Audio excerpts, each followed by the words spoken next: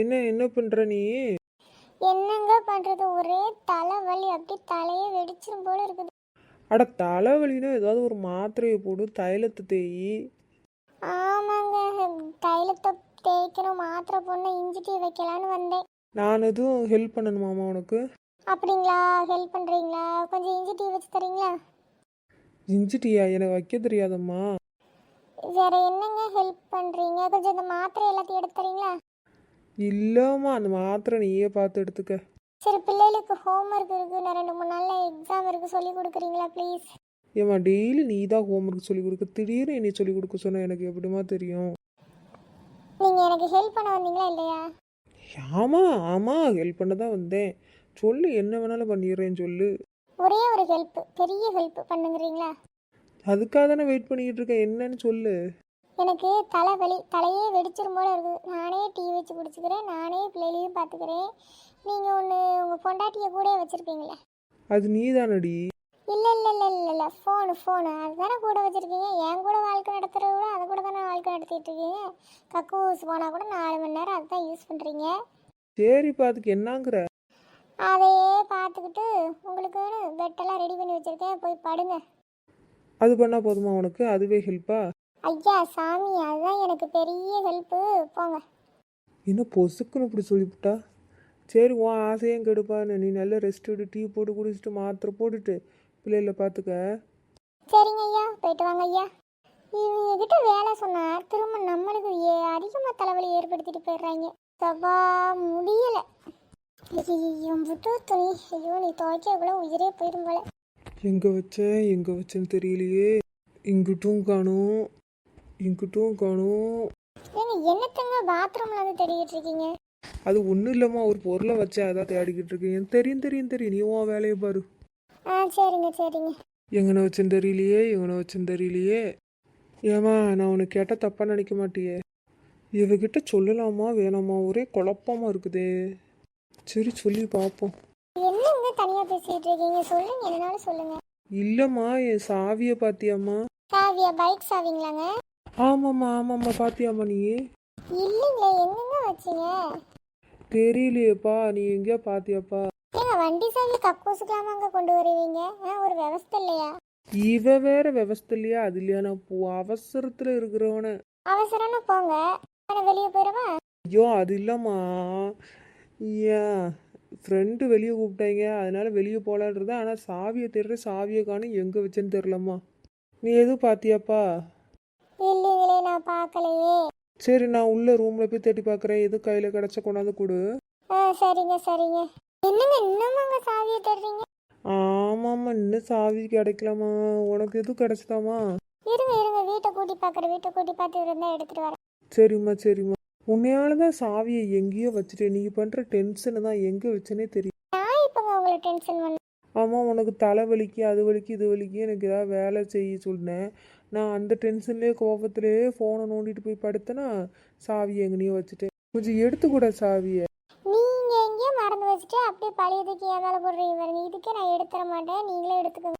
ஏய் ப்ளீஸ்மா எடுத்து கொடுமா. கீ ஹோல்டர் எதுக்கு இருக்கு? வந்தா வீட்டுக்கு வெளியே போயிட்டு வந்தா கீ ஹோல்டரில் மாட்டணும்ல. கீ ஹோல்டரில் மாட்டாது, உங்களோட தப்பு. அதனால நான் எடுத்துலாம் தர முடியாது.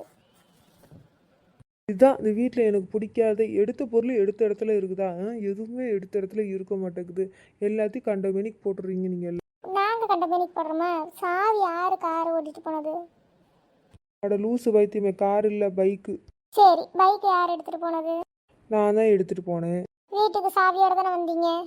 ஆமாம், சாவியோட தான் வந்தேன். அப்போ அந்த சாவி எங்கே மாட்டியிருக்கணும்? கீ ஹோல்டரில் மாட்டியிருக்கணும்ல, மாட்டிங்களா? இல்லை, அதுக்கு எப்படி நான் பொறுப்பா?